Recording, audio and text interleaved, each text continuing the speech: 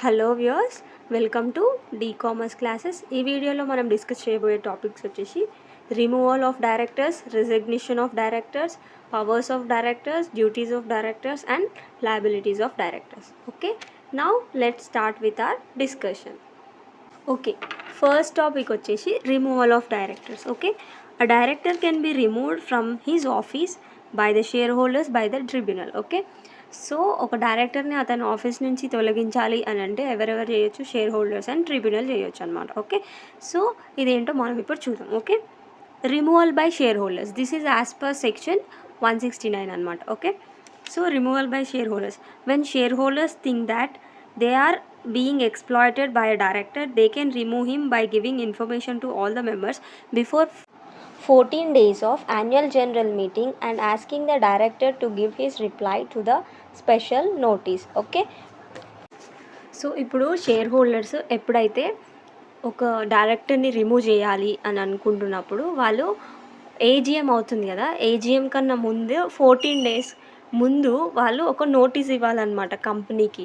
So మేము ఇట్లా ఈ పర్సన్ని రిమూవ్ చేయాలి అని అనుకుంటున్నాం అని చెప్పేసి ఒక నోటీస్ని వాళ్ళు 14 days బిఫోర్ ద ఏజిఎం అనేది ఇవ్వాలన్నమాట. ఓకే, సో ఇట్లా ఈ నోటీస్ అనేది ఇస్తారు కదా, సో ఈ నోటీస్ని మనం స్పెషల్ నోటీస్ అంటాం అనమాట. ఓకే, సో ఈ స్పెషల్ నోటీస్ ఏదైతే ఉందో, సో ఈ స్పెషల్ నోటీసు కంపెనీకి వస్తుంది కదా, సో కంపెనీ ఏం చేస్తుందంటే ఎవరినైతే రిమూవ్ చేయాలి అని అనుకుంటున్నారో ఆ యొక్క పర్సన్కి, ఆ యొక్క డైరెక్టర్కి ఈ నోటీస్ అనేది ఫార్వర్డ్ చేస్తుంది అనమాట, పంపిస్తుంది. ఏమని అడుగుతుంది ఆ నోటీస్లో అని అంటే, లైక్ మిమ్మల్ని ఇలా రిమూవ్ చేయాలి అని అనుకుంటున్నారు, మీ ఎక్స్ప్లెనేషన్ ఏమైనా ఉందా అని చెప్పి అడుగుతారు అనమాట. సో అట్లా ఈ పర్సన్ డైరెక్టర్కి ఎక్స్ప్లెనేషన్ ఇవ్వడానికి ఒక ఛాన్స్ ఇస్తారనమాట. Okay, so next voting process అనేది జరుగుతుంది అనమాట జనరల్ మీటింగ్లో. సో అప్పుడు ఓటింగ్ ఏమని చేశారనంటే ఎవరెవరు రిమూవ్ చేయాలి అని అనుకుంటున్నారు అండ్ ఎవరెవరు వద్దు అనుకుంటున్నారు, సో ఈ యొక్క ఓటింగ్ అనేది జరుగుతుంది అనమాట. సో ఆ ఓటింగ్ని బట్టి ఎక్కువ మంది రిమూవ్ చేయాలి అని ఓటేసారనుకోండి, సో అప్పుడు they will remove the director అనమాట. ఓకే, సో ఒక రెజల్యూషన్ని పాస్ చేసి వాళ్ళు ఈ డైరెక్టర్ని రిమూవ్ చేస్తారనమాట. అండ్ ఇంకొక రెజల్యూషన్ని పాస్ చేసి ఈ డైరెక్టర్ ప్లేస్లో వేరే పర్సన్ని అపాయింట్ చేస్తారనమాట. ఓకే, 2 రెజల్యూషన్స్ పాస్ చేస్తారు. ఒకటేమో ఒక డైరెక్టర్ని రిమూవ్ చేయడం కోసం, ఇంకొకటేమో ఆ ప్లేస్లో ఇంకొక పర్సన్ని అపాయింట్ చేయడం కోసం. ఓకే, అండ్ ఇక్కడ ఇంకొక పాయింట్ మనం గుర్తుపెట్టుకోవాల్సింది ఏంటి అని అంటే, ఏ డైరెక్టర్ అయితే నామినీ డైరెక్టరో అండ్ ఏ డైరెక్టర్ అయితే ప్రపోర్షనల్ రిప్రజెంటేషన్ త్రూ ఎలెక్ట్ చేయబడ్డారో అండ్ నెక్స్ట్ ఏ డైరెక్టర్ని అయితే ట్రిబ్యునల్ అపాయింట్ చేసిందో, ఈ 3 types ఆఫ్ డైరెక్టర్స్ని అండర్ సెక్షన్ 169 అంటే బై షేర్ హోల్డర్స్ రిమూవ్ చేయడానికి ఉండదు అనమాట, ఈ 3 types ఆఫ్ డైరెక్టర్స్ని. So this is regarding the removal of directors by the shareholders. And next వచ్చేసి removal by the tribunal. So ఇదేంటో చూద్దాం.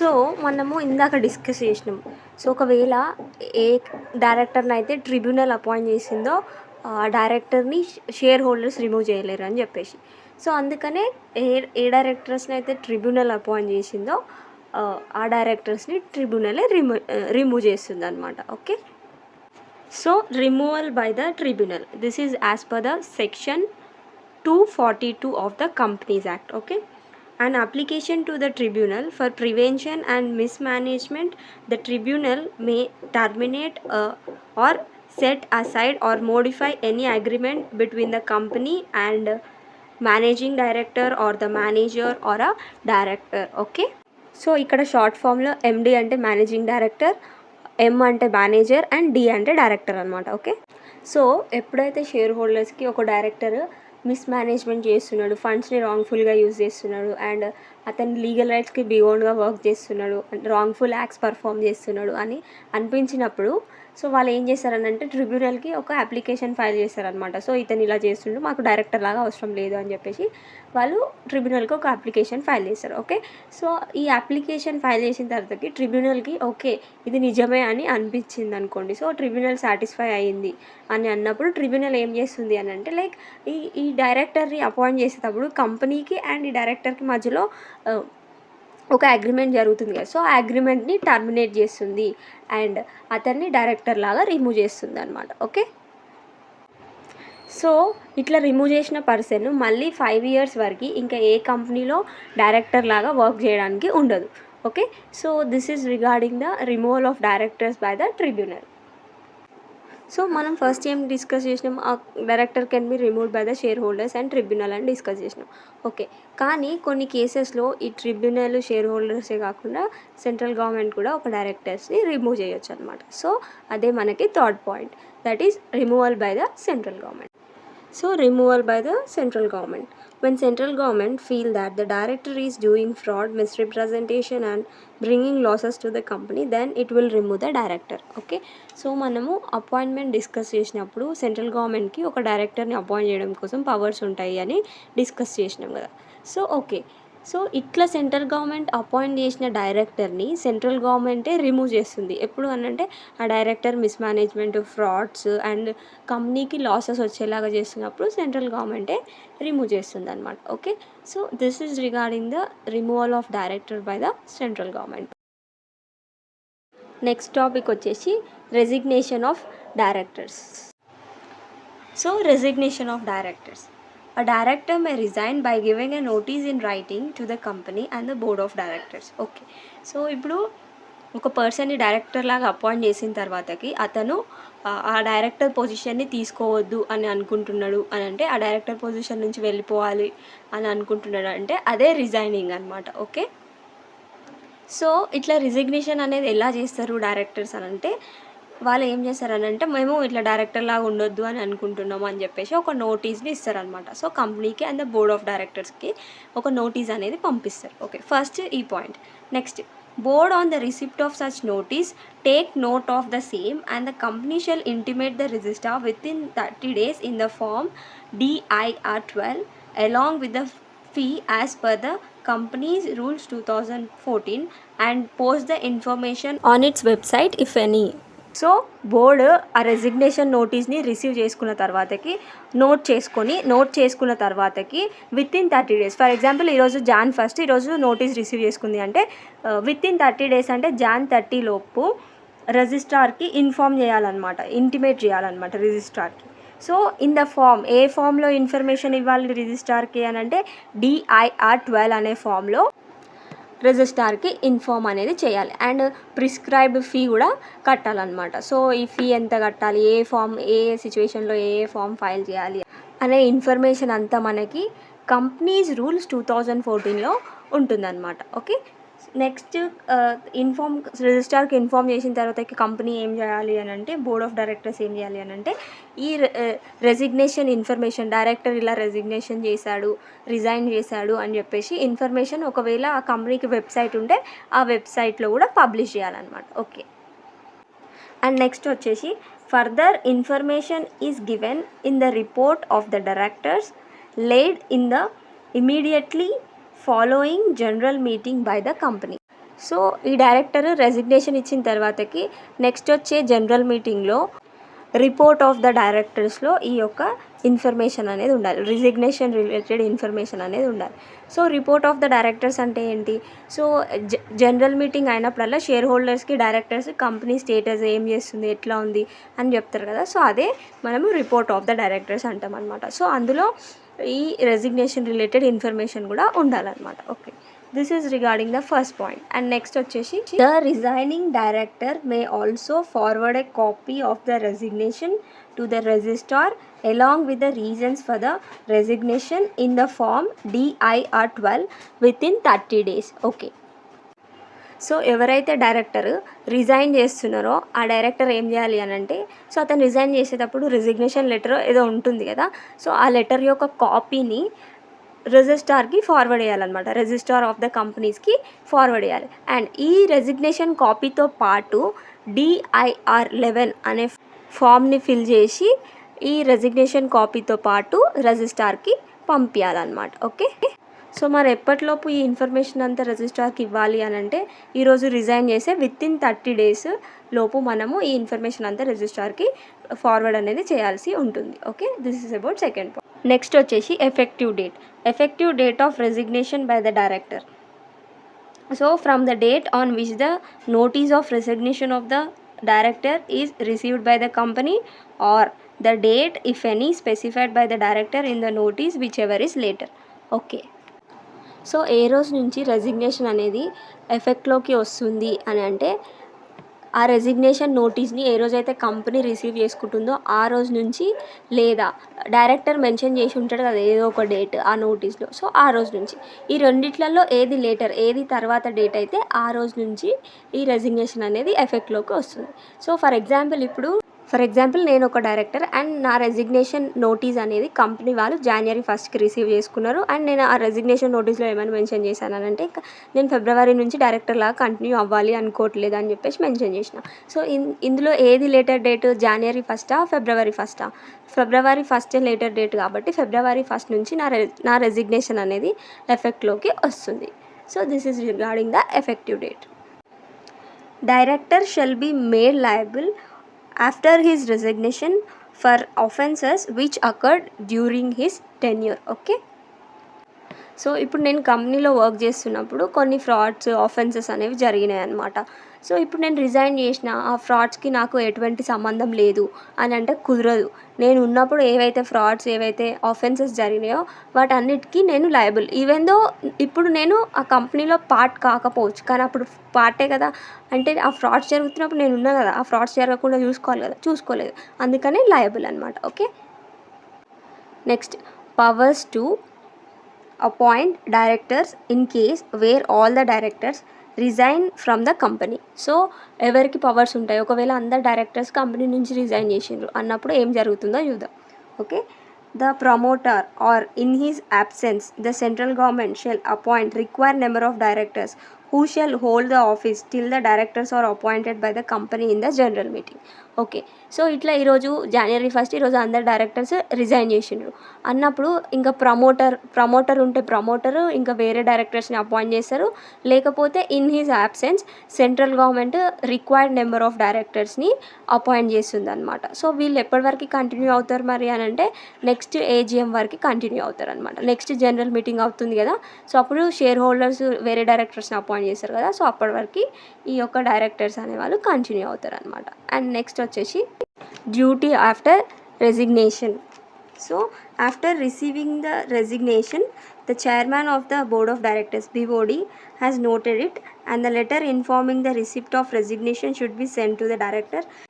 The ROC, registrar of the companies, shall be informed in the form DIR 12 and the entry will be made in the register of directors.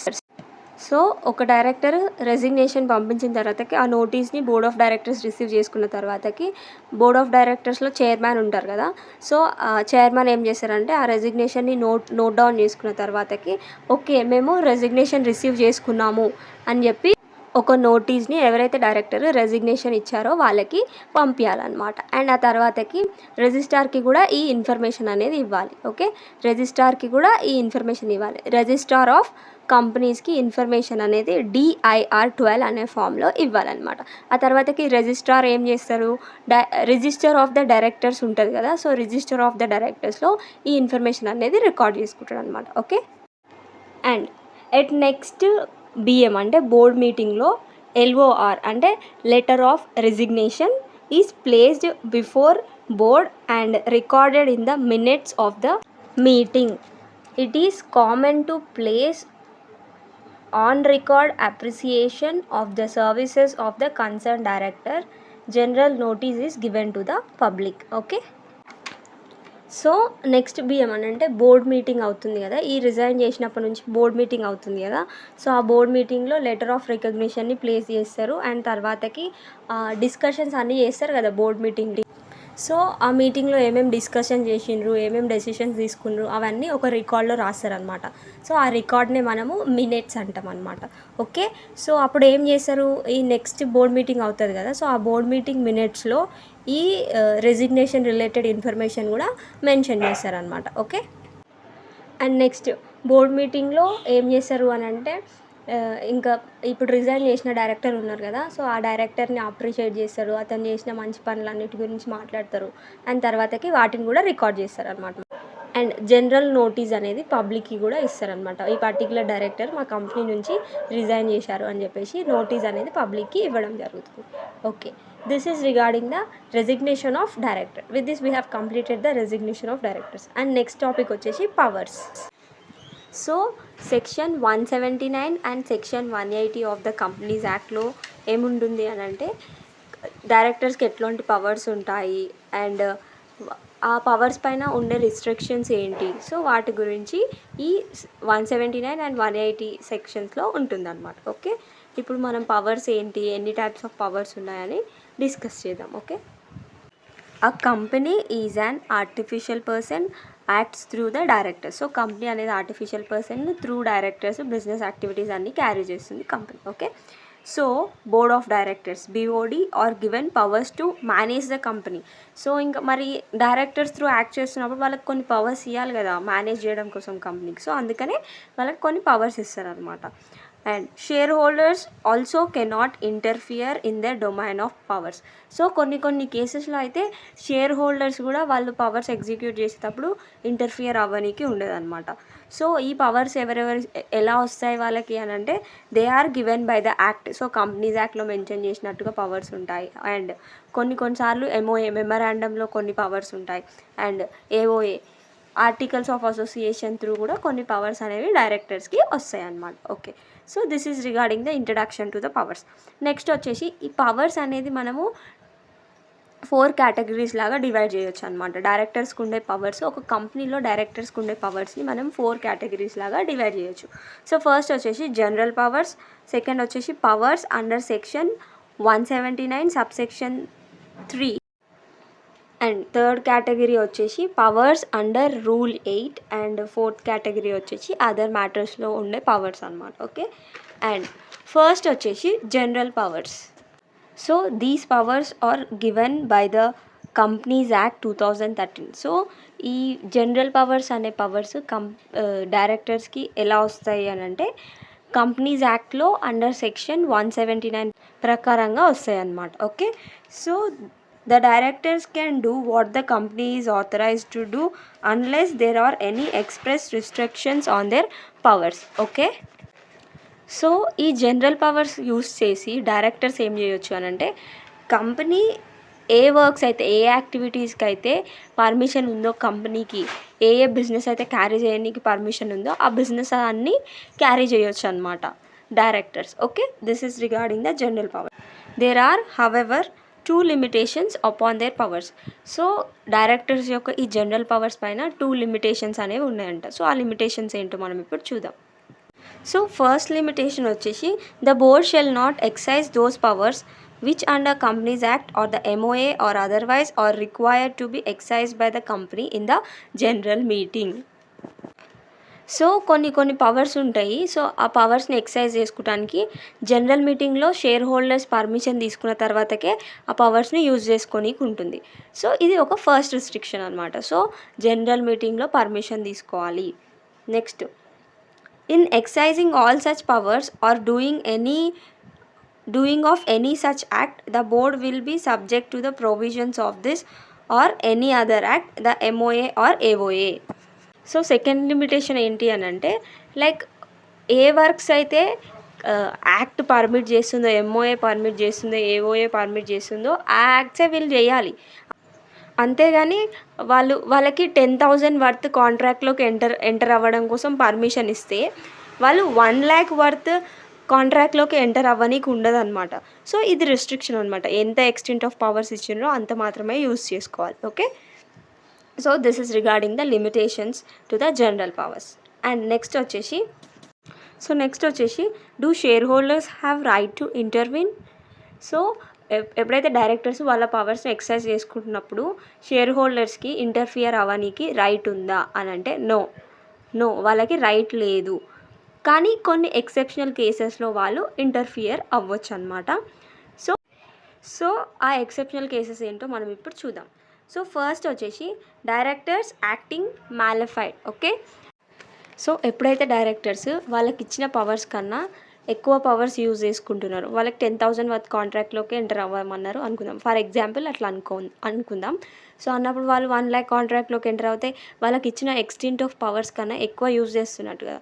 So ఈ కేసెస్లో and తర్వాతకి వాళ్ళే కంపెనీతోని fraud చేస్తున్నప్పుడు, కంపెనీకి losses వచ్చేలాగా చేస్తున్నప్పుడు అండ్ వాళ్ళకి ఇచ్చిన పవర్స్ని అబ్యూజ్ చేసుకుంటున్నప్పుడు ఏమవుతుంది అని అంటే జనరల్ బాడీ అని అంటే షేర్ హోల్డర్స్కి ఇంటర్వ్యూన్ అవ్వడానికి ఛాన్స్ ఉంటుందన్నమాట. ఎందుకు అనంటే డైరెక్టర్స్ని అపాయింట్ చేసిన మెయిన్ ఉద్దేశం ఏంటి, కంపెనీ యాక్టివిటీస్ అన్ని సక్రమంగా జరిగేలాగా ఏమీ రాంగ్ థింగ్స్ ఏమీ డిస్టర్బెన్సెస్ లేకుండా చూసుకోవాలి అని డైరెక్టర్స్ని అపాయింట్ చేస్తారు కంపెనీలో.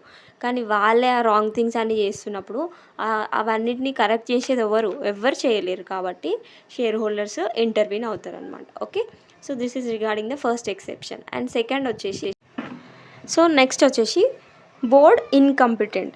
General body can exercise the powers vested in board when there is no legally constituted board which could function, or if there is a board of directors also but it is unable or unwilling to act.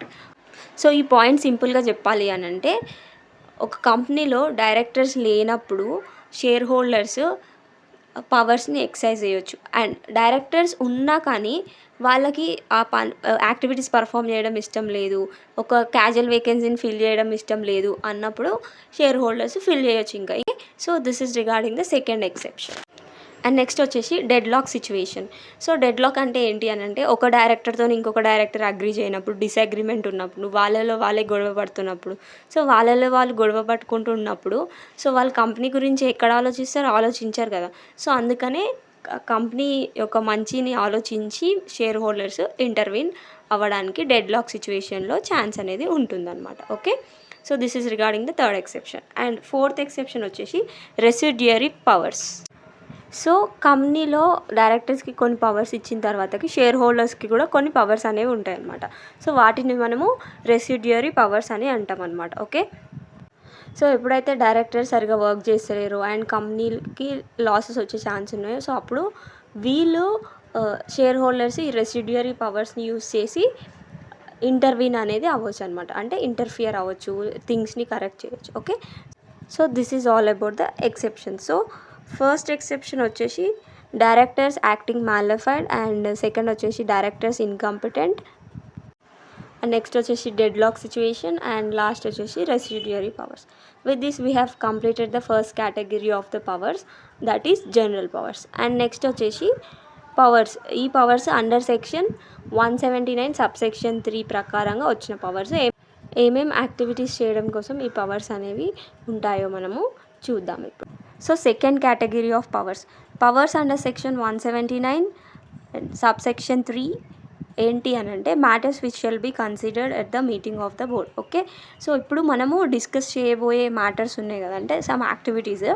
So ఆ activities అన్నీ perform చేయడానికి board approval తీసుకున్న తర్వాతకే ఆ activities అన్నీ perform చేయడానికి chance ఉంటుందన్నమాట. Okay, board approval లేకపోతే ఇంకా పర్ఫామ్ చేయడానికి ఛాన్స్ ఉండదు.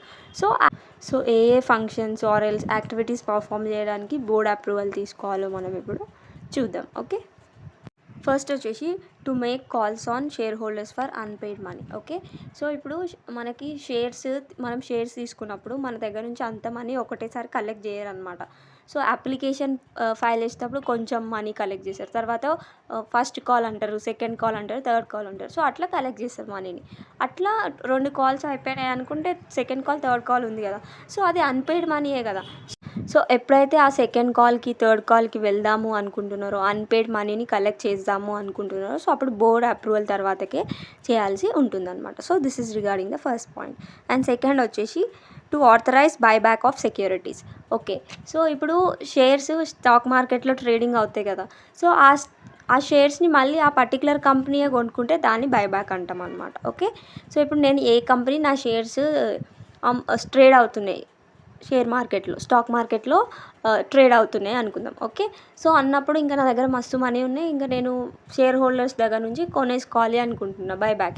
సో వాళ్ళు ఎట్లయినా ట్రేడింగ్ చేస్తూ ఉంటారు కదా, అమ్మాలనుకునే వాళ్ళు అమ్ముతారు, కొనాలనుకునే వాళ్ళు కొంటారు.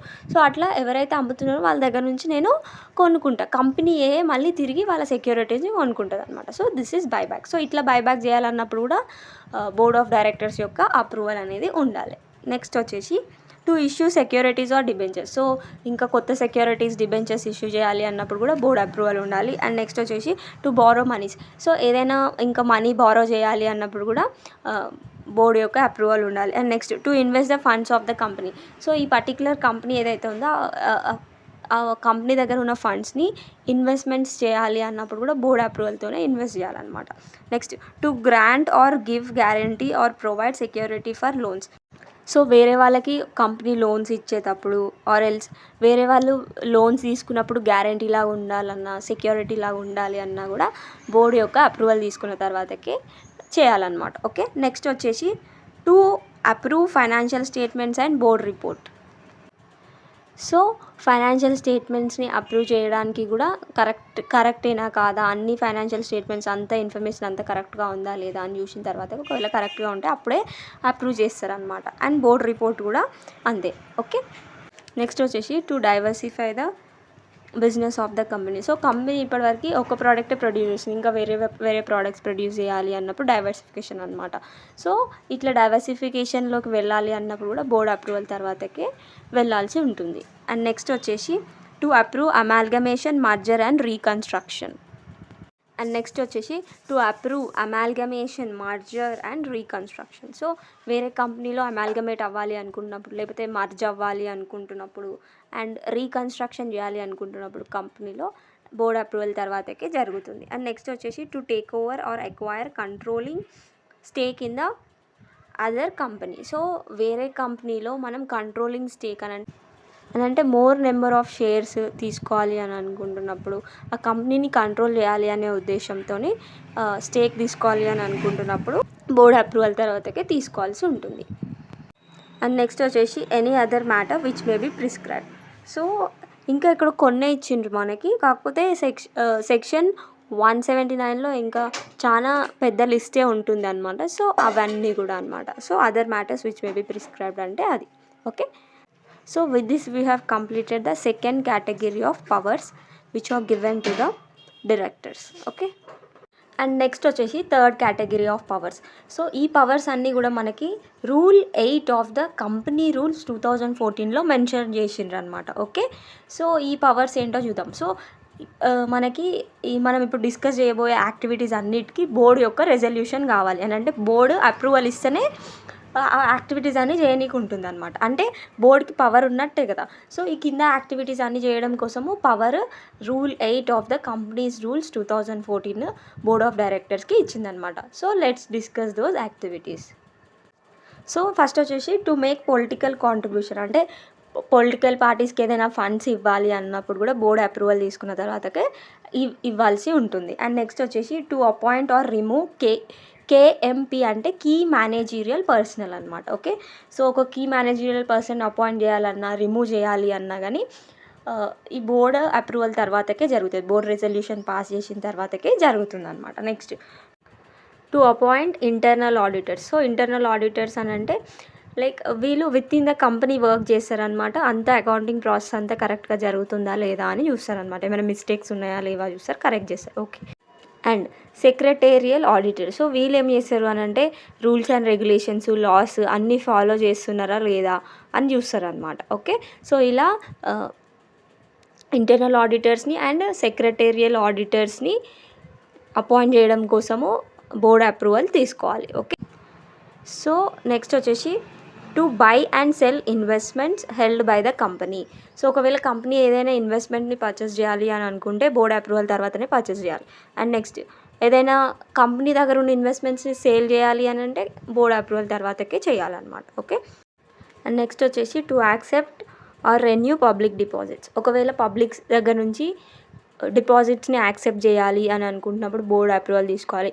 ఒకవేళ యాక్సెప్ట్ చేసిన దాన్ని ఇంకా రీపే చేయకుండా ఇంకా రెన్యూ ఇంకా కొంచెం టైం పీరియడ్ పెంచుదాము అని అనుకుంటే అప్పుడు కూడా ఈ యొక్క బోర్డ్ అప్రూవల్ అనేది తీసుకోవాలన్నమాట. నెక్స్ట్ వచ్చేసి to review are change the terms and conditions of public deposits. So ఇప్పుడు పబ్లిక్ డిపాజిట్స్ వీళ్ళు యాక్సెప్ట్ చేసేటప్పుడు కొన్ని rules and regulations, terms and conditions ఉంటాయి కదా. సో వాటిని రివ్యూ చేయాలి అన్నప్పుడు, చేంజ్ చేయాలి అన్నప్పుడు కూడా బోర్డ్ అప్రూవల్ తీసుకున్న తర్వాతకే చేంజ్ చేయాల్సి ఉంటుంది. Next to approve quarterly, half yearly and annually FS అంటే ఎఫ్ఎస్ అంటే ఫైనాన్షియల్ స్టేట్మెంట్స్ అనమాట. షార్ట్ ఫామ్లో ఎఫ్ఎస్ అని రాశాను. Okay, as a case maybe. Okay, ఒకవేళ quarterly financial statements company prepare చేస్తుంటే వాటిని అప్రూవ్ చేయడం కోసం పవర్స్ ఎవరికి ఉంటాయి? బోర్డ్ ఆఫ్ డైరెక్టర్స్కి ఉంటాయి. ఒకవేళ యాన్యువల్ ప్రిపేర్ చేస్తుంటే యాన్యువల్ ఫైనాన్షియల్ స్టేట్మెంట్స్ అప్రూవ్ చేయడానికి, హాఫ్ ఇయర్లీ ప్రిపేర్ చేస్తుంటే half yearly financial statements approve చేయడానికి.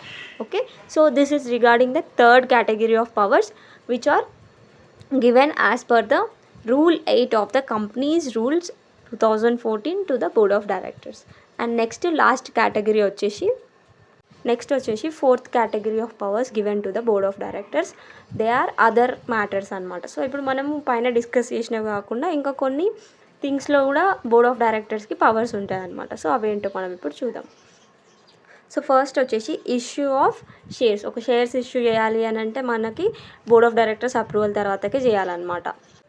అండ్ నెక్స్ట్ షేర్స్ని అలాట్ చేయాలి అన్నప్పుడు కూడా బోర్డ్ అప్రూవల్ తర్వాతకే అలాట్మెంట్ అనేది చేయాలి. నెక్స్ట్ వచ్చేసి అపాయింట్మెంట్ ఆఫ్ డి అంటే డైరెక్టర్, ఎండి అంటే మేనేజింగ్ డైరెక్టర్, డబ్ల్యూటీడీ అంటే హోల్ టైమ్ డైరెక్టర్ అనమాట. సో డైరెక్టర్స్ని, మేనేజింగ్ డైరెక్టర్స్ని, హోల్ టైమ్ డైరెక్టర్స్ని అపాయింట్ చేయాలి అని అంటే పవర్స్ ఎవరికి ఉంటాయి? బోర్డ్ ఆఫ్ డైరెక్టర్స్కి ఉంటాయి. ఓకే, కానీ కొన్నిసార్లు మాత్రమే ఈ పవర్స్ ఉంటాయి అన్నమాట.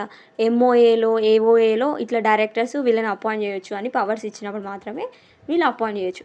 లేకపోతే షేర్ హోల్డర్సే అపాయింట్ చేస్తారనమాట డైరెక్టర్ని, మేనేజింగ్ డైరెక్టర్ని, హోల్ టైమ్ డైరెక్టర్స్ని. ఓకే, జనరల్ మీటింగ్లో వాళ్ళు ఓటింగ్ చేసి అపాయింట్ చేస్తారు. Okay, so this is regarding the appointment of directors, whole time directors and managing directors. Okay, next వచ్చేసి consideration of annual accounts. Annual accounts prepare చేసిన తర్వాత okay మనం ఇవి జనరల్ మీటింగ్లో పబ్లిష్ చేయొచ్చా లేదా అని చెప్పేసి కన్సిడరేషన్ ఎవరిస్తారు అంటే కన్సిడర్ చేయొచ్చా లేదా అనేది ఒక అప్రూవల్ ఎవరు ఇస్తారు అని అంటే బోర్డ్ ఆఫ్ డైరెక్టర్స్ ఇస్తారనమాట. Next approval of interim dividend and recommendation of annual dividend. Interim dividend అని అంటే 2 యాన్యువల్ జనరల్ మీటింగ్స్కి మధ్యలో ఇచ్చేది ఇంటరమ్ డివిడెంట్ అనమాట. సో ఇలా ఇంటరమ్ డివిడెంట్ ఓకే పే చేయొచ్చు అని చెప్పేసి అప్రూవల్ ఇవ్వడానికి పవర్స్ ఎవరికి ఉంటాయి అని అంటే బోర్డ్ ఆఫ్ డైరెక్టర్స్కి ఉంటాయి. అండ్ నెక్స్ట్ యాన్యువల్ డివిడెంట్ కూడా ఉంటుంది కదా, ఇయర్లీ ఇచ్చే డివిడెంట్. సో దాన్ని రికమెండ్ చేయడానికి ఎంత ఇవ్వచ్చు అని రికమెండ్ చేయడం కోసం పవర్ అనేది ఎవరికి ఉంటుంది? బోర్డ్ ఆఫ్ డైరెక్టర్స్కి ఉంటుంది. ఇంటరమ్ డివిడెంట్ అప్రూవ్ చేయడానికి ఉంటుంది, యాన్యువల్ డివిడెంట్ రికమెండ్ చేయడానికి పవర్స్ అనేవి బోర్డ్ ఆఫ్ డైరెక్టర్స్కి ఉంటాయి అన్నమాట. అండ్ నెక్స్ట్ వచ్చేసి మర్జర్స్ అండ్ అమాల్గమేషన్స్. ఒక కంపెనీ వేరే కంపెనీతో మర్జ్ అవ్వాలన్నా కానీ బోర్డ్ ఆఫ్ డైరెక్టర్స్ అప్రూవల్ ఉండాలి. అండ్ అమాల్గమేట్ అవ్వాలన్నా కానీ బోర్డ్ ఆఫ్ డైరెక్టర్స్ అప్రూవల్ ఉండాలన్నమాట. Next capitalisation of reserves and issue of bonus shares. ఒకవేళ మన దగ్గర ఉన్న రిజర్వ్స్ని క్యాపిటల్ లాగా మార్చాలి అని అంటే కంపెనీ దగ్గర రిజర్వ్స్ ఉంటాయి కదా, సో వాటిని క్యాపిటల్ లాగా మార్చాలి అన్నా కానీ బోర్డ్ అప్రూవల్ తీసుకోవాలి. And next issuance of bonus shares. ఒకవేళ షేర్ హోల్డర్స్కి బోనస్ షేర్స్ ఇష్యూ చేయాలి అని అన్నప్పుడు కూడా బోర్డు యొక్క అప్రూవల్ ఇచ్చిన తర్వాతకే జరుగుతుంది అనమాట. ఓకే, బోర్డ్కే పవర్స్ ఉంటాయి అలా బోనస్ షేర్స్ ఇష్యూ చేయడానికి కూడా. Next appointment of auditors, casual vacancy caused by the resignation. ఒకవేళ ఆడిటర్స్ సడన్గా రిజైన్ చేసి వెళ్ళిపోయారు కంపెనీ నుంచి, వాళ్ళ ప్లేస్లో ఇంకొక ఆడిటర్స్ని అపాయింట్ చేయాలి అని అంటే బోర్డ్ అప్రూవల్ తర్వాతకే అపాయింట్ చేయాలన్నమాట. ఓకే, ఆ పవర్ బోర్డ్ ఆఫ్ డైరెక్టర్స్కే ఉంది. నెక్స్ట్ వచ్చేసి అపాయింట్మెంట్ ఆఫ్ డబ్ల్యూటీఎస్ అని అంటే like whole time secretary for issuance of compliance certificate. Okay, so secretary ఉంటారు అనమాట. ఓకే, వీళ్ళు ఏం చేస్తారు అని అంటే కంపెనీకి గవర్నమెంట్ పెట్టిన రూల్స్ అండ్ రెగ్యులేషన్స్ అన్నీ ఫాలో చేస్తున్నారా లేదా, కంపెనీస్ యాక్ట్లో ఉన్న రూల్స్ అండ్ రెగ్యులేషన్స్ అన్నీ ఫాలో చేస్తున్నారా లేదా, లాలో ఉన్న రూల్స్ అండ్ రెగ్యులేషన్స్ అన్నీ ఫాలో చేస్తున్నారా లేదా అని చూసి ఒకవేళ కంపెనీ ఈ రూల్స్ అండ్ రెగ్యులేషన్స్ అన్నీ ఫాలో చేస్తుంటే ఎక్కడ ఏ మిస్టేక్ లేకుంటే కాంప్లయన్స్ సర్టిఫికేట్ అనేది ఇష్యూ చేస్తారనమాట. ఈ whole time secretaries compliance certificate అనేది ఇష్యూ చేస్తారనమాట. Okay, so with this we have completed the 4th category of powers also. Okay, and with this we have also completed the discussion regarding the topic powers. Okay, and next topic వచ్చేసి duties of directors. Okay, so డైరెక్టర్స్కి ఏమేమి duties ఉంటాయో మనం ఇప్పుడు చూద్దాం. Okay, so first వచ్చేసి ఫిడ్యూషియరీ duties. Okay, so ఇదేంటో మనం ఇప్పుడు చూద్దాం. They should act in good faith and for the benefit of the company. Okay, they should exercise their powers properly. Okay, so మనకి డైరెక్టర్ అనే పర్సన్ ఒక కంపెనీకి ట్రస్టీ లాగా అనమాట. ఓకే, సో వీళ్ళు ఏం చేయాలి అని అంటే కంపెనీకి గుడ్ ఫెయిత్లో యాక్ట్ చేయాలన్నమాట. ఓకే, కంపెనీ యొక్క బెనిఫిట్ కోసం యాక్ట్ చేయాలి. కంపెనీ యొక్క ప్రాపర్టీస్ని, మనీని మిస్యూజ్ చేయకుండా కంపెనీ యొక్క బెనిఫిట్, కంపెనీకి ప్రాఫిట్స్ వచ్చేలాగా వీళ్ళు యూజ్ చేయాలన్నమాట. అండ్ వీళ్ళ పవర్స్ని వీళ్ళు ప్రాపర్గా యూజ్ చేసుకోవాలి. వాళ్ళ సొంత బెనిఫిట్ కోసం కాకుండా కంపెనీ బెనిఫిట్ కోసం వీళ్ళు ఆ యొక్క పవర్స్ని అనే వాటిని యూజ్ చేసుకోవాలన్నమాట. అండ్ నెక్స్ట్ వచ్చేసి duty of care and skill. Okay, so ఇదేంటో చూద్దాం. A director should perform his duties with reasonable care and skill. They should also be honest. Okay, so ఒక డైరెక్టర్ ఒక కంపెనీలో వర్క్ చేసేటప్పుడు కేర్ఫుల్గా వర్క్ చేయాలి, ఏ మిస్టేక్ జరగకుండా చూసుకోవాలన్నమాట. అండ్ అతనికి ఉన్న స్కిల్స్ని మొత్తం యూజ్ చేసి ఆ కంపెనీ కోసం వర్క్ చేయాలి. అండ్ నెక్స్ట్ వచ్చేసి వాళ్ళు హానెస్ట్గా కూడా ఉండాలన్నమాట. అంటే డైరెక్టర్స్ కంపెనీని ఓన్ చేసుకోవాలన్నమాట. వాళ్ళ సొంత కంపెనీ అయితే ఎలా కేర్ఫుల్గా యాక్ట్ చేస్తారు, ఎట్లా స్కిల్స్ని యూజ్ చేస్తారు, సో అలాగే వేరే కంపెనీలో వర్క్ చేస్తున్నప్పుడు కూడా వాళ్ళ ఓన్ కంపెనీ అనుకొని వర్క్ చేయాలన్నమాట. అంతే కేర్ఫుల్గా స్కిల్ఫుల్గా వాళ్ళ వర్క్ అనేది చేయాలి. So this is regarding the second duty of care and skill. And next వచ్చేసి duty to attend the board meetings. Okay, they should give a reasonable attention to the affairs of the company. They should attend the board meetings whenever they are able to do so, but not bound to attend all the board meetings. Okay, అంటే directors duty ఏంటి అని అంటే board meeting జరుగుతున్నప్పుడు attend అవ్వాలి, వాళ్ళు part of the board కాబట్టి. So అట్లా అని చెప్పేసి అన్ని బోర్డ్ మీటింగ్స్కి అటెండ్ అవ్వాల్సిన అవసరం లేదు. సో ఎప్పుడైతే వాళ్ళు వెళ్ళగలుగుతారో బోర్డ్ మీటింగ్స్కి అప్పుడు వెళ్ళాలన్నమాట. కొన్నిసార్లు వాళ్ళు వెళ్ళలేకపోవచ్చు, వాళ్ళకి ఏదైనా ప్రాబ్లమ్స్ ఉండొచ్చు, సో ఆ టైంలో వెళ్ళాల్సిన అవసరం లేదు. But whenever they are able to do so, వాళ్ళు వెళ్ళగలిగే ఛాన్స్ ఉన్నప్పుడు వెళ్ళాలి తప్పకుండా. ఓకే, అండ్ నెక్స్ట్ వచ్చేసి ఎప్పుడైతే ఒక డైరెక్టర్ 3 కాన్సిక్యూటివ్ మీటింగ్స్కి అటెండ్ అవ్వలేదు అంటే లైక్ లైన్గా 3 మీటింగ్స్కి అటెండ్ అవ్వనప్పుడు or else all meetings for 3 months. 3 monthsలో కొన్ని మీటింగ్స్ జరిగినాయి, కొన్ని నెంబర్ ఆఫ్ మీటింగ్స్ అనుకుందాము. సో 3 monthsలో జరిగిన ఏ మీటింగ్కి ఈ డైరెక్టర్ అటెండ్ అవ్వలేదు అన్నప్పుడు ఆ డైరెక్టర్ యొక్క ఆఫీసు వేకెంట్ అయినట్టుగా కన్సిడర్ చేశారనమాట. అంటే ఇంకా డైరెక్టర్ లేరు, వెళ్ళిపోయిండు, రిజైన్ చేసి అన్నట్టుగా కన్సిడర్ చేయడం జరుగుతుంది అనమాట. Okay, so this is regarding the duty to attend the board meeting. Okay, with this we have completed the third duty. Next వచ్చేసి fourth duty not to delegate. Okay, as a rule directors must perform their duties personally and should not delegate their office. Okay, so అంటే directors వాళ్ళకున్న వర్క్ని వేరే వాళ్ళకి ఇవ్వద్దు, వాళ్ళ work వాళ్ళే చేయాలి అని చెప్పి చెప్తుంది అనమాట. ఓకే, సో వేరే వాళ్ళకి వాళ్ళ ఆఫీస్ని డెలిగేట్ చేయొద్దు. Okay, so this is regarding the fourth duty. And next వచ్చేసి సో ఇప్పుడు ఫర్ ఎగ్జాంపుల్ నేను ఏ అనే కంపెనీలో డైరెక్టర్ లాగా వర్క్ చేస్తున్నా, కానీ నేను ఇన్వెస్ట్మెంట్ అనేది బి అనే కంపెనీలో షేర్స్లో చేసిన అన్నప్పుడు నాకు వేరే కంపెనీలో ఇంట్రెస్ట్ ఉంది కదా, సో ఆ ఇంట్రెస్ట్ని నేను డిస్క్లోజ్ చేయాలన్నమాట ఏ అనే కంపెనీకి.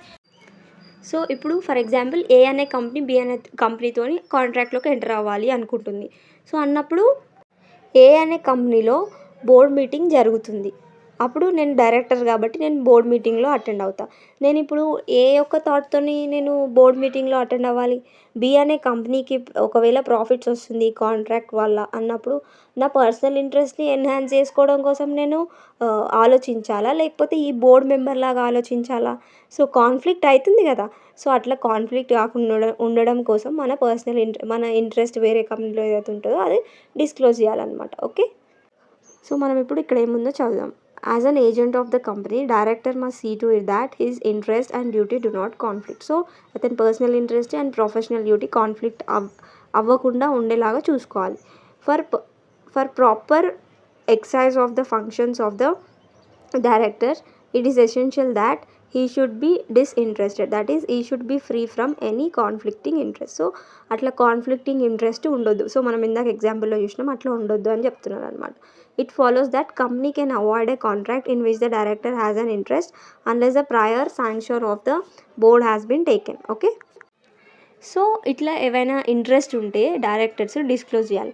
సో ఇలా డిస్క్లోజ్ చేయడం వల్ల ఏ కంపెనీలో అయితే వాళ్ళు డైరెక్టర్ లాగా వర్క్ చేస్తున్నారో ఆ కంపెనీ వీళ్ళకి ఇంట్రెస్ట్ ఉన్న కంపెనీస్తోని కాంట్రాక్ట్లోకి ఎంటర్ అవ్వకుండా ఉంటుందన్నమాట. సో ఇట్లా కాంట్రాక్ట్లోకి ఎంటర్ అవ్వకుండా ఉన్నప్పుడు సో ఈ డైరెక్టర్స్ ప్రాపర్ థింకింగ్ చేసి ప్రాఫిట్స్ వచ్చే డెసిషన్సే తీసుకుంటారు అనమాట. Okay, so this is regarding the duty to disclose the interest. And next వచ్చేసి స్టాట్యుటరీ డ్యూటీస్ అనమాట. సో ఈ డ్యూటీస్ ఏంటో మనం ఇప్పుడు చూద్దాం. These duties lay down by the companies act. So ఈ స్టాట్యుటరీ డ్యూటీస్ అనేవి ఎవరు ఇచ్చారు డైరెక్టర్స్కి అని అంటే కంపెనీస్ యాక్ట్లో ఉంటాయి అన్నమాట ఈ డ్యూటీస్ అన్నీ. సో మనం పైన డిస్కస్ చేసిన డ్యూటీస్ అన్నీ కాకుండా స్టాట్యుటరీ డ్యూటీస్ని కూడా డైరెక్టర్స్ చేయాలి. ఓకే, సో కంపెనీస్ యాక్ట్లో ఇచ్చిన డ్యూటీస్లో కొన్ని ఇంపార్టెంట్ డ్యూటీస్ మనకి ఇక్కడ ఇచ్చారు. సో అవేంటో చూద్దాం. సో ఫస్ట్ వచ్చేసి duty not to allot shares until minimum subscription is raised. అంటే మినిమం సబ్స్క్రిప్షన్ వచ్చే వరకు వాళ్ళు షేర్స్ని అలాట్ చేయొద్దు అని అంటే లైక్ ఇప్పుడు ఫర్ ఎగ్జాంపుల్ 90% మినిమం సబ్స్క్రిప్షన్ అనమాట. So for example 100 shares issue చేసిండ్రు అనుకోండి, అందులో 90% ఎంత 90 షేర్స్ కదా. సో 90 షేర్స్ని పీపుల్ తీసుకునే వరకు వీళ్ళు అలాట్మెంట్ అనేది చేయొద్దు అనమాట. Okay, this is first duty. Next వచ్చేసి duty to sign annual returns and certificate attached thereto. So annual reports, annual రిటర్న్స్ని సైన్ చేయడము అండ్ నెక్స్ట్ ఇంకా వేరియస్ సర్టిఫికేట్స్ని సైన్ చేయడము వీళ్ళ డ్యూటీ అనమాట. Next duty to forward statutory report to every member. So statutory reports అని అంటే financial statements ఇంకా వేరియస్ రిపోర్ట్స్ ఉంటాయి కదా. సో వాటన్నిటిని ఎవ్రీ మెంబర్ అని అంటే ఎవ్రీ షేర్ హోల్డర్స్కి ఫార్వర్డ్ చేయాలన్నమాట. ఓకే, నెక్స్ట్ వచ్చేసి duty to conduct AGM every year with in proper time. Okay, AGM అని అంటే యాన్యువల్ జనరల్ మీటింగ్ అనమాట. సో ఈ యాన్యువల్ జనరల్ మీటింగ్ అరేంజ్ చేసి కండక్ట్ చేసే బాధ్యత కూడా డైరెక్టర్స్దే. ఓకే, అండ్ నెక్స్ట్ వచ్చేసి to conduct extraordinary general meeting when ever needed. So annual general meeting కాకుండా ఎక్స్ట్రాడినరీ జనరల్ మీటింగ్స్ అని కూడా ఉంటాయి. సో ఆ ఎక్స్ట్రాడినరీ జనరల్ మీటింగ్స్ కూడా ఎప్పుడైతే అవసరమో సో అప్పుడు కండక్ట్ చేసే బాధ్యత కూడా డ్యూటీ కూడా డైరెక్టర్స్ది. అండ్ నెక్స్ట్ వచ్చేసి duty to prepare financial statements. F/S అంటే ఫైనాన్షియల్ స్టేట్మెంట్స్ అనమాట. అంటే ఫైనాన్షియల్ స్టేట్మెంట్స్ ఇన్ టైంలో కంప్లీట్ అయ్యేలాగా చూసుకునే బాధ్యత కూడా డైరెక్టర్స్ అనమాట. సో ఇక్కడ మీరు F/S అని రాయొద్దు, ఫైనాన్షియల్ స్టేట్మెంట్స్ అని ఫుల్ వర్డ్ రాయాలి. ఓకే, నెక్స్ట్ డ్యూటీ వచ్చేసి duty to take share qualifications. Okay, so ఒకవేళ ఏఓఏలో అంటే ఆర్టికల్స్ ఆఫ్ అసోసియేషన్లో ఒక పర్టికులర్ పర్సన్ డైరెక్టర్ లాగా వర్క్ చేయాలి అని అంటే అతను క్వాలిఫికేషన్ షేర్స్ తీసుకోవాలి అని చెప్తే అతని డ్యూటీ ఏంటి, ఆ క్వాలిఫికేషన్ షేర్స్ తీసుకోవడము అతని డ్యూటీ అనమాట. Okay, so with this we have completed the statutory duties. And next duty వచ్చేసి 7th duty. It is duty to prepare directors responsibility statement and send to the registrar along with the board report. Okay, so company annual general meeting అయిపోయిన తర్వాతకి board రిపోర్ట్ని రిజిస్ట్రార్కి పంపిస్తారనమాట. Okay, copy of the board రిపోర్ట్ని రిజిస్ట్రార్కి పంపిస్తారు. So అట్లా board రిపోర్ట్ని పంపించేటప్పుడు వాళ్ళు డైరెక్టర్స్ రెస్పాన్సిబిలిటీ స్టేట్మెంట్ కూడా పంపించాలన్నమాట రిజిస్ట్రార్కి. సో ఆ రెస్పాన్సిబిలిటీ స్టేట్మెంట్లో ఏముంటుందో మనం ఇప్పుడు చూద్దాం. ఓకే, సో ఈ స్టేట్మెంట్స్లో డైరెక్టర్స్ ఏమని డిక్లేర్ చేస్తారు అని అంటే మేము అన్ని ప్రాపర్ అకౌంటింగ్ స్టాండర్డ్స్ని ఫాలో చేసినాము అండ్ మేము సెలెక్ట్ చేసుకున్న అకౌంటింగ్ పాలసీస్ అన్నీ రీజనబుల్ అండ్ ప్రూడెంట్గా ఉన్నాయని చెప్పేసి డిక్లేర్ చేస్తారనమాట.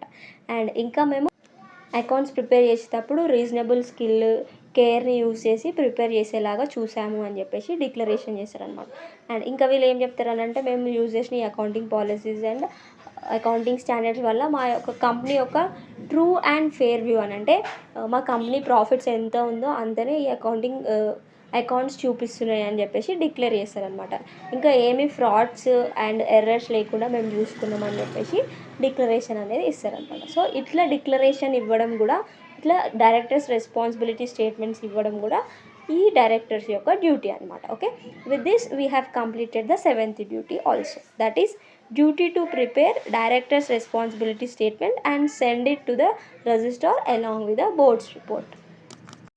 With this we have completed the topic duties of the directors. Next topic వచ్చేసి liabilities of the directors. So liability of directors. The liabilities of directors can be classified into civil liability and criminal liability. Okay, so ఎప్పుడైతే directors కొన్ని mistakes చేసినప్పుడు కొన్నిసార్లు వాళ్ళకి civil liability పడుతుంది, కొన్నిసార్లు వాళ్ళకి criminal liability పడుతుంది అనమాట. ఓకే, సో సివిల్ లయబిలిటీలో ఏం జరుగుతుంది అంటే కోర్టు డ్యామేజెస్ పే చేయమని ఆర్డర్ చేస్తుంది అనమాట. సో వేరే పార్టీకి మన వల్ల ఏదైనా ఫైనాన్షియల్ లాస్ వచ్చినప్పుడు ఎంత డ్యామేజెస్ అయిందో అంత పే చేయమని చెప్తుంది. సో అది సివిల్ లయబిలిటీ అనమాట. క్రిమినల్ లయబిలిటీ అని అంటే ఏంటి, ఇప్పుడు ఫర్ ఎగ్జాంపుల్ వేరే వాళ్ళకి మన వల్ల 50,000 లాస్ జరిగింది అన్నప్పుడు 50,000 కన్నా ఎక్కువ మనీని మన దగ్గర నుంచి కలెక్ట్ చేస్తుంది కోర్టు. సో కోర్ట్ కలెక్ట్ చేస్తుంది, తర్వాత అది గవర్నమెంట్కి వెళ్ళిపోతుంది. ఓకే, సో ఇటువంటి కేసెస్లో అది క్రిమినల్ లయబిలిటీ అనమాట. సో ఇప్పుడు మనము డైరెక్టర్స్కి ఏ కేసెస్లో సివిల్ లయబిలిటీ వస్తుంది అండ్ ఏ కేసెస్లో క్రిమినల్ లయబిలిటీ అనేది ఆర్డర్ చేయబడుతుందో మనం ఇప్పుడు చూద్దాం. ఓకే, సో ఫస్ట్ వచ్చేసి civil liability. So the director may render themselves liable to the company and to the third parties. Okay, so ఎప్పుడైతే డైరెక్టర్స్ కంపెనీకి లాస్ వచ్చేలాగా ఆర్ ఎల్స్ థర్డ్ పార్టీకి ఏదైనా లాస్ వచ్చేలాగా బిహేవ్ చేస్తారో అప్పుడు సివిల్ లయబిలిటీ అనేది పడుతుంది అనమాట. Okay, so to the company ఎప్పుడు డైరెక్టర్కి సివిల్ లయబిలిటీ అనేది ఉంటుంది and to the third parties ఎప్పుడు డైరెక్టర్స్కి సివిల్ లయబిలిటీ అనేది ఉంటుంది అని మనం ఇప్పుడు చూద్దాం. To company directors become liable to the company for నెగ్లిజెంట్గా ఉన్నప్పుడు, మిస్ఫిజెన్స్ కేసులో, బ్రీచ్ ఆఫ్ ట్రస్ట్ కేసులో అండ్ అల్ట్రా వైర్స్ యాక్ట్స్ చేసినప్పుడు టు ద కంపెనీ వీళ్ళు లయబుల్ అవుతారనమాట. సో ఇవేంటో మనం ఇప్పుడు చూద్దాం. సో ఫస్ట్ వచ్చేసి negligence. When director fail to use such reasonable skill and diligence as may be expected from the person with their knowledge and experience in the management, they can be held liable for negligence. Okay, so ఇప్పుడు ఒక డైరెక్టర్ని అతనికి ఉన్న knowledge చూసి, దీనికి ఉన్న skills చూసి మనం డైరెక్టర్ లాగా అపాయింట్ చేసాం ఒక పర్సన్ని అన్నప్పుడు, సో ఈ స్కిల్స్ నాలెడ్జ్ అన్నీ మన కంపెనీ కోసం యూస్ చేస్తే మనకి ప్రాఫిట్స్ వస్తాయని చెప్పేసి అనుకొని అతన్ని డైరెక్టర్ లాగా అపాయింట్ చేశారు అన్నప్పుడు, ఇంకా అతను ఆ స్కిల్స్ని ఆ నాలెడ్జ్ని యూజ్ చేస్తలేడు, డెలిగెంట్గా వర్క్ చేస్తలేడు అన్నప్పుడు అతను నెగ్లిజెంట్గా ఉన్నాడు, ఒక డైరెక్టర్ నెగ్లిజెంట్గా ఉన్నాడు అని మనం చెప్పొచ్చు అనమాట. సో ఇట్లా ఒక డైరెక్టర్ని నెగ్లిజెంట్ అని డిసైడ్ చేసిన తర్వాతకి అతనికి towards the company civil liability అనేది ఉంటుందన్నమాట. అండ్ నెక్స్ట్ కేసు వచ్చేసి misfeasance. So misfeasance, it is breach of duty in conduct of the company affairs which causes loss to the company. So అని అంటే directors ఏం చేయాలి, కంపెనీకి లాస్ రాకుండా ఉండేలాగా కాంట్రాక్ట్లోకి ఎంటర్ అవ్వాలి, ఒక కాంట్రాక్ట్లోకి ఎంటర్ అవుతున్నప్పుడు. కానీ ఎప్పుడైతే డైరెక్టర్స్ బ్రీచ్ ఆఫ్ డ్యూటీ చేస్తారు అని అంటే లైక్ ప్రాఫిట్స్ వచ్చే కాంట్రాక్ట్స్ కాకుండా లాస్ వచ్చే కాంట్రాక్ట్లోకి ఎంటర్ అయినారు అనుకోండి, సో వాళ్ళ డ్యూటీ ఏంది, లాస్ రాకుండా చూసుకోవడం, కానీ వాళ్ళు లాస్ వచ్చేలాగా చేసిండ్రు కాబట్టి ఇది బ్రీచ్ ఆఫ్ డ్యూటీ అనమాట. సో ఇందువల్ల కంపెనీకి లాసెస్ వస్తాయి కదా, సో అప్పుడు అది మిస్ఫిసెన్స్ లాగా మనము కన్సిడర్ చేస్తాం అనమాట.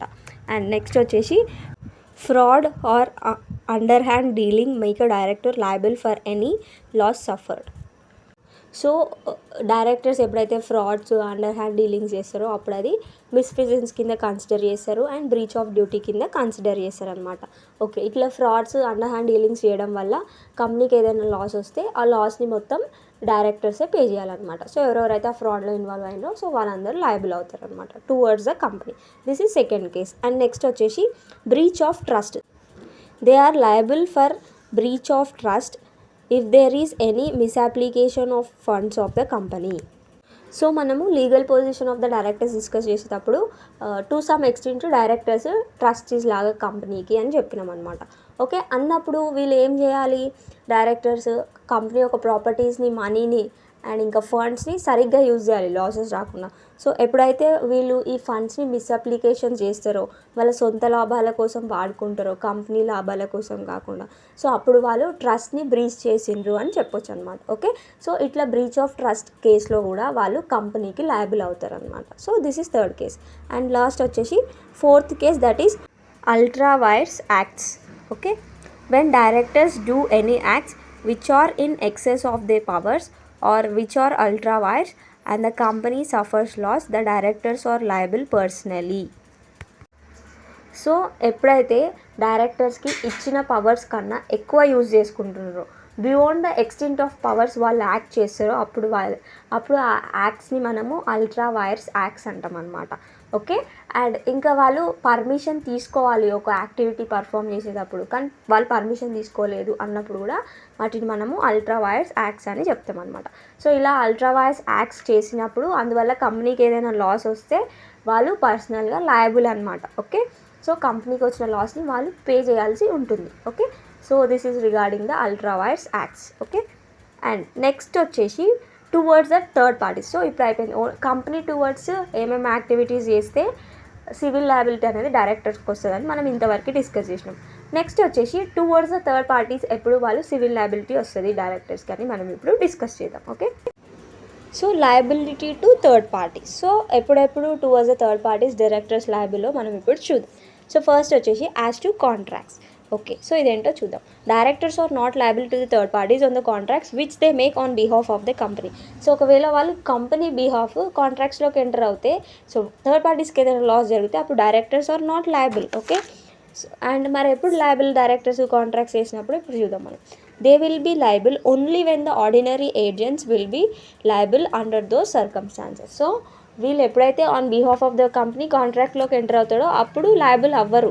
ఆర్డినరీ ఏజెంట్స్ లాగా ఎప్పుడైతే వాళ్ళు కాంట్రాక్ట్స్లోకి ఎంటర్ అవుతారో, ఆర్డినరీ ఏజెంట్స్ లాగా ఎప్పుడైతే వాళ్ళు కాంట్రాక్ట్స్లోకి ఎంటర్ అవుతారో సో అప్పుడు వీళ్ళు లయబుల్ అవుతారు అనమాట. Okay, so this is as to contracts. Next case వచ్చేసి as to frauds and torts. Okay, so a director who is party to the fraud or any tort is personally liable to the third parties. Okay, so ఎప్పుడైతే directors ఫ్రాడ్స్లో involve అవుతారో అందువల్ల third పార్టీస్కి ఏదైనా నష్టం జరిగితే, if వీళ్ళు చేసిన frauds వల్ల థర్డ్ పార్టీస్కి ఏదైనా నష్టం జరిగితే అప్పుడు డైరెక్టర్స్ ఆ థర్డ్ పార్టీస్కి లయబుల్ అనమాట. ఓకే, సో ఇప్పుడు ఫర్ ఎగ్జాంపుల్ 5 డైరెక్టర్స్ ఉన్నారు అనుకుందాం ఒక కంపెనీలో. అందులో 3 డైరెక్టర్స్ ఏం చేసిండ్రు అని అంటే లైక్ వేరే కంపెనీ యొక్క పేటెంట్స్ని ఇన్ఫ్రింజ్ చేసిండ్రు, అంటే దొంగతనంగా వాళ్ళ యొక్క ఇన్ఫర్మేషన్ని వీళ్ళు వాడుకుంటున్నారు అనమాట. లైక్ వాళ్ళు న్యూ ప్రాసెస్ కనిపెట్టిండ్రు, అంటే ఒక ప్రోడక్ట్ని తక్కువ టైంలో ఎలా తయారు చేయొచ్చు, తక్కువ బడ్జెట్లో ఎలా తయారు చేయొచ్చు అని ఒక ప్రాసెస్ కనిపెట్టిండ్రు అన్నప్పుడు ఇంకా వీళ్ళు ఆ ప్రాసెస్ని ఇన్ఫ్రింజ్ చేసి వీళ్ళ కంపెనీలో యూజ్ చేసుకుంటున్నారు అన్నప్పుడు ఇది ఫ్రాడ్ అవుతుంది అనమాట. సో ఇందువల్ల వీళ్ళు మంచిగా బెనిఫిట్ అవుతున్నారు, అంటే ఆ కంపెనీకి లాస్ వస్తుంది, అంటే థర్డ్ పార్టీకి లాస్ వస్తుంది. సో కాబట్టి అది వేరే కంపెనీ కాబట్టి థర్డ్ పార్టీ, సో లాస్ వస్తుంది కాబట్టి ఆ కంపెనీకి వచ్చిన లాస్కి ఈ 3 డైరెక్టర్స్ ఎవరైతే ఉన్నారో, ఎవరైతే ఫ్రాడ్లో ఇన్వాల్వ్ అయినరో వాళ్ళు లయబుల్ అనమాట. Okay, so this is regarding the as to frauds and torts. And next వచ్చేసి third case, liability under the provisions of the act. So ఇవేంటో చూద్దాం. సో ఫస్ట్ వచ్చేసి misstatement in the prospectus. So ప్రాస్పెక్టస్లో misstatement ఏదైనా ఉండడం వల్ల third పార్టీస్కి ఏదైనా లాస్ వస్తే అప్పుడు డైరెక్టర్స్ లయబుల్ అనమాట. అండ్ నెక్స్ట్ వచ్చేసి failure to repay the application money for shares. So ఇప్పుడు షేర్స్కి ఫస్ట్ అప్లికేషన్ తీసుకుంటారు అనమాట. అప్లికేషన్ టైంలో షేర్ వాల్యూ మనకి ఫర్ ఎగ్జాంపుల్ 10 రూపీస్ షేర్ అనుకుందాం, అప్పుడు 2 రూపీస్ తీసుకుంటారు. తర్వాతకి 2-3 కాల్స్ చేసి అప్పుడు రిమైనింగ్ అమౌంట్ కలెక్ట్ చేస్తారు అనమాట. సో ఇట్లా అప్లికేషన్ మనీని కలెక్ట్ చేసిన మనీని రీపే చేయాలన్నమాట. సో 90% షేర్స్ని సబ్స్క్రైబ్ చేసుకున్నప్పుడు వీళ్ళు ఆ యొక్క అప్లికేషన్ మనీని ఎవరైతే అప్లై చేసుకున్నారో షేర్స్ వాళ్ళకి తిరిగి ఇచ్చేయాలి. సో ఇట్లా ఇచ్చేటప్పుడు డైరెక్టర్సే లయబుల్ అవుతారు అనమాట. సో డైరెక్టర్సే వాళ్ళకి పే చేయాలి, ఎందుకంటే వాళ్ళు పే చేయాలి కానీ తిరిగి పే చేయలేదు, అది వాళ్ళ మిస్టేక్ కాబట్టి. ఓకే, నెక్స్ట్ వచ్చేసి when directors knowingly contravene to the provisions as to allotment they are liable to compensate. Okay, so అని అంటే లైక్ ఇప్పుడు అలాట్మెంట్ చేసేటప్పుడు షేర్స్ని వాళ్ళు ప్రొవిజన్స్కి అగెన్స్ట్గా వెళ్ళిండ్రు అనుకోండి. సో లైక్ రూల్స్ అండ్ యాక్ట్స్లో ఇట్లుంటాయి అనమాట. అలాట్మెంట్ చేసినప్పుడు మీరు ఇట్లా చేయాలి, ఈ రూల్స్ ప్రకారం చేయాలని చెప్పేసి. సో అట్లా ఆ రూల్స్కి అగెన్స్ట్గా వాళ్ళు వెళ్ళినప్పుడు సో ఏమైనా లాస్ జరిగితే దానికి కాంపెన్సేట్ చేయాల్సిన బాధ్యత కూడా డైరెక్టర్స్కే ఉంటుందన్నమాట. So this is regarding when directors knowingly contravene to the provisions as to allotment. Okay, next వచ్చేసి before issue of shares company has to take permissions from stock exchange for securities to be dealt. Okay, if not or refuse directors are liable and fail to repay.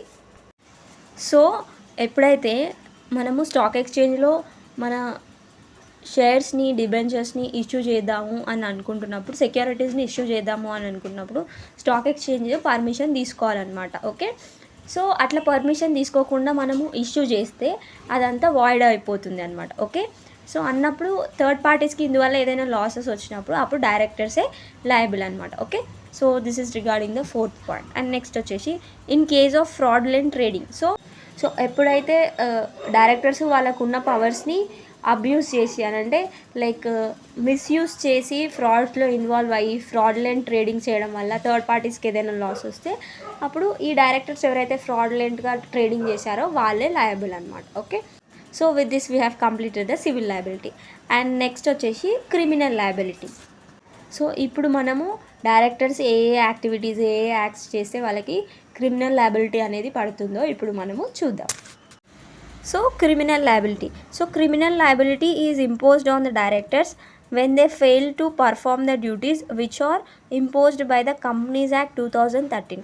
So companies act 2013లో ఇచ్చిన డ్యూటీస్ని perform చేయడంలో వాళ్ళు fail అయితే and companies యాక్ట్లో ఉన్న rules and regulations ప్రకారంగా వాళ్ళ డ్యూటీస్ని పర్ఫామ్ చేయకపోతే వాళ్ళకి క్రిమినల్ లయబిలిటీ అనేది పడుతుంది అనమాట.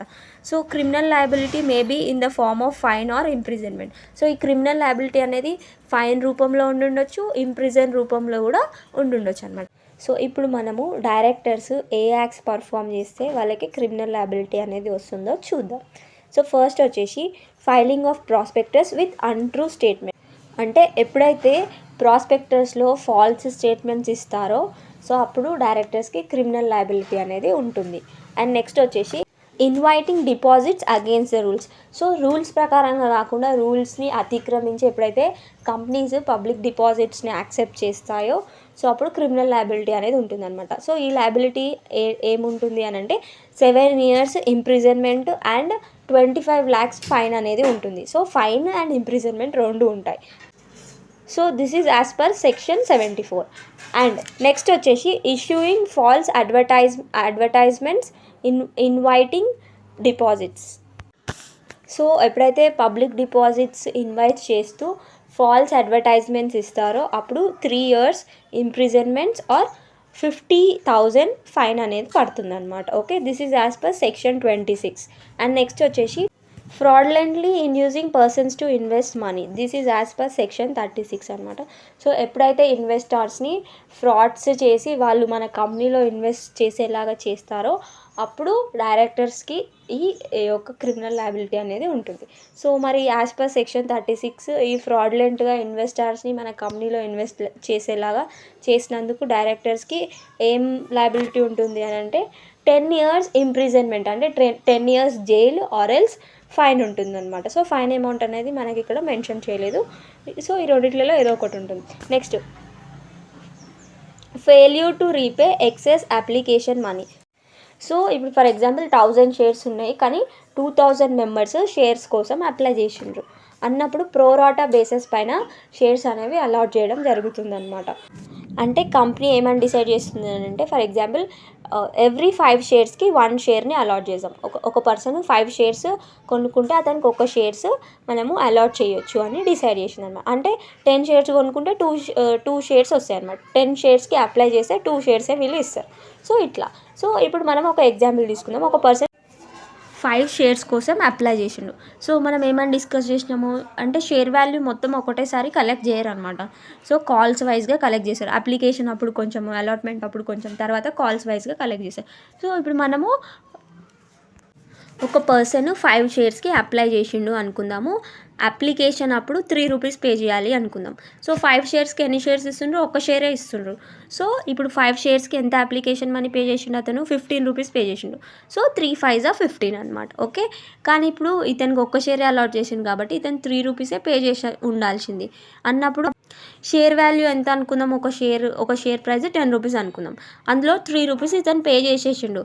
అండ్ ఇంకా ఇతనికి ఒక్క షేరే అలాట్ చేసిండు కాబట్టి ఇంకా 4 shares మనీ ఉంటుంది, ఇంకా 12 rupees ఉంటుంది కదా.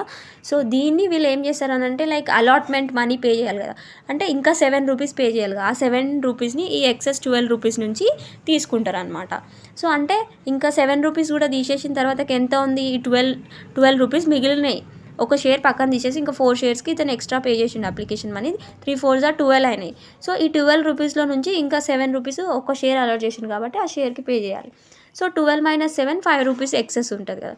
సో ఈ ఎక్సెస్ అప్లికేషన్ మనీని వీళ్ళు రిటర్న్ పే చేస్తారనమాట. సో ఎవరైతే షేర్స్కి అప్లై చేసిండ్రో వాళ్ళకి. ఓకే, సో ఇట్లా application failure to repay excess application money అయినప్పుడు కూడా డైరెక్టర్స్కి క్రిమినల్ లయబిలిటీ ఉంటుంది. Okay, so this is as per section 40 అనమాట. సో ఇట్లా అప్లికేషన్ చేసినప్పుడు ఎక్సెస్ మనీని రీపే చేయకుండా ఉన్నప్పుడు వాళ్ళకి 1 year ఇంప్రిజన్మెంట్ అండ్ 5 నుంచి 50 lakhs వరకు వాళ్ళకి ఫైన్ పడే అవకాశం ఉంటుంది. ఓకే, అండ్ నెక్స్ట్ వచ్చేసి last point concealing name of the creditors.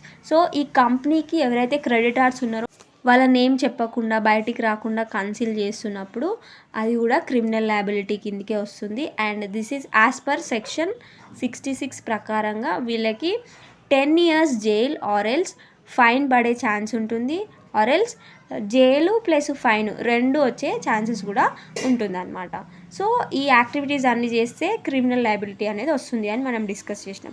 ఇంకా ఈ యాక్టివిటీ కాకుండా మనము కింద సెక్షన్స్ మెన్షన్ చేశాను కదా నేను.